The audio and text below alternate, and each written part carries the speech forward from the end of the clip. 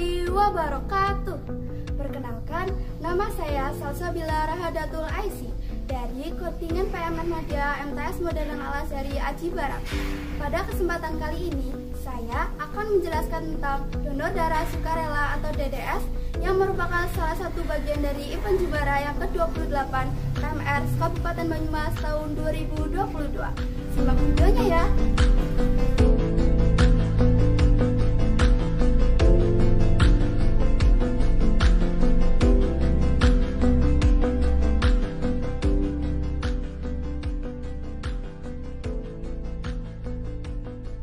Darah merupakan materi biologis yang hidup dan belum dapat diproduksi di luar tubuh manusia. Artinya, ketersediaan darah di sarana kesehatan sangat ditentukan oleh partisipasi masyarakat dalam mendonorkan darahnya.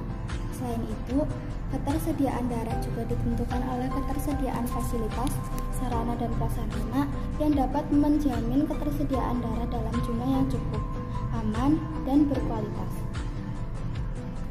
Dalam melakukan kegiatan atau kegiatan, kami berpegang pada prinsip-prinsip kepala merahan dan bulan salib merah internasional, yaitu 1. Kemanusiaan, 2. Kesamaan, 3. Kenetralan, 4. Kemandirian, 5. Kesatuan, 6. Kesukarelaan, dan 7. Kesemestaan. Donor darah merupakan kegiatan menyumbangkan darah dari seseorang yang telah memenuhi persyaratan untuk diberikan kepada pasien yang membutuhkan darah. Berapa sih kebutuhan darah kita per harinya? Rata-rata adalah 210 kantong darah per hari. Berdasarkan standar WHO, jumlah kebutuhan minimal darah di Indonesia sekitar 5,1 juta kantong darah per tahun atau 2% jumlah penduduk Indonesia. Sedangkan produksi darah dan komponennya saat ini sebanyak 4,1 juta kantong dari 3,4 juta donasi. Dari jumlah darah yang tersedia, 90% diantaranya berasal dari donasi sukarela. Pemerintah membuat program kerja sama antar puskesmas, unit transfusi darah atau UTD, dan rumah sakit dalam pelayanan darah untuk menurunkan angka kematian ibu. Program tersebut dibentuk untuk menjamin tersedianya darah yang cukup bagi ibu hamil, melahirkan, dan nifas. Selain itu, diharapkan dalam meningkatkan peran masyarakat untuk menjadi pendonor darah sukarela. Karena ketersediaan darah di sarana kesehatan sangat ditentukan oleh partisipasi masyarakat dalam mendonorkan darahnya. Darah adalah cairan yang terdapat pada semua makhluk hidup kecuali tumbuhan tingkat tinggi yang berfungsi mengirimkan zat-zat dan oksigen yang dibutuhkan oleh jaringan tubuh, mengangkut bahan-bahan kimia hasil metabolisme, dan juga sebagai pertahanan tubuh terhadap virus atau bakteri.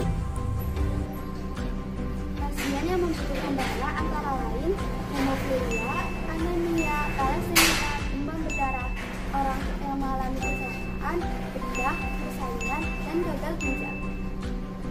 Apa saja sih syarat dari donor darah itu? Yang pertama, laki-laki dan wanita berusia 18-60 tahun. Yang kedua, sehat jasmani dan rohani menurut pemeriksaan dokter. Yang ketiga, berat badan minimal 45 kg. Yang keempat, kadar hemoglobin minimal 12,5 gram. Yang kelima, tekanan darah sistolik 100-180 mmHg dan diastolik 20-100 mmHg. Apakah setelah vaksin kita boleh mendonorkan darah kita? Tentu saja boleh, dengan waktu jarak. Yang pertama, vaksin pertama setelah 3 hari setelah vaksin, vaksin kedua setelah 7 hari setelah vaksin, dan vaksin ketiga setelah 7 hari setelah vaksin. Kemana sih jika kita ingin mendonorkan darah? Yang pertama, ke kantor UDD atau Unit Donor Darah Kabupaten Banyumas yang terletak di Jalan Pekaja nomor 37 Sokaraja. Dan yang kedua, kita juga bisa mendonorkan darah kita ke kegiatan keliling donor darah yang biasa kita jumpai di media sosial. Ingat, darah yang diambil harus mengalami pengujian agar terhindar dari penyakit yang menular seperti HIV atau AIDS, hepatitis B, hepatitis C, dan sifilis. Setelah itu disimpan untuk selanjutnya menunggu di benak. Manfaat dari donor darah: yang pertama, meminimalkan resiko penyakit jantung. Yang kedua, kesehatan kita lebih terpantau. Yang ketiga, mengecek penyakit yang menular melalui darah. metabolisme kita menjadi lebih lancar dan lebih sehat. Membantu proses penurunan berat badan, beramal dan menyelamatkan jiwa, perasaan puas secara psikologis karena dapat membantu orang lain. 5 tips donor darah. Yang pertama, tidur minimal 4 jam sebelum donor darah. Yang kedua, wajib makan 3-4 jam sebelum donor. Yang ketiga, minum air putih minimal 3 gelas per hari. Yang keempat, tidak membawa beban berat selama 12 jam. Dan yang kelima atau yang terakhir adalah minum air putih yang banyak untuk mengembalikan stamina tubuh. Peran PM Muhammadiyah dalam donor darah Sukarta. Yang pertama, mengajak teman-teman untuk bercita-cita menjadi DDS jika sudah berusia 18 tahun. Yang kedua, membuat souvenir untuk dikirimkan kepada PMI. Yang ketiga, mensosialisasikan tentang donor darah sukarela kepada teman sebaya. Donor darah, donor itu ibadah. Mau sesama, selamatkan nyawa. Penuhi syaratnya, isi formulirnya. Bias kita jadi tak segairah tabungan bayi kehadiranmu. Jadikan hanya aku satu-satunya sembarakan dari sembeli ular. Nyanyikan untuk hidup setia.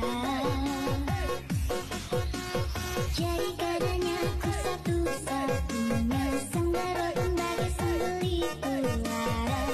Nyanyikan untuk hidup setia.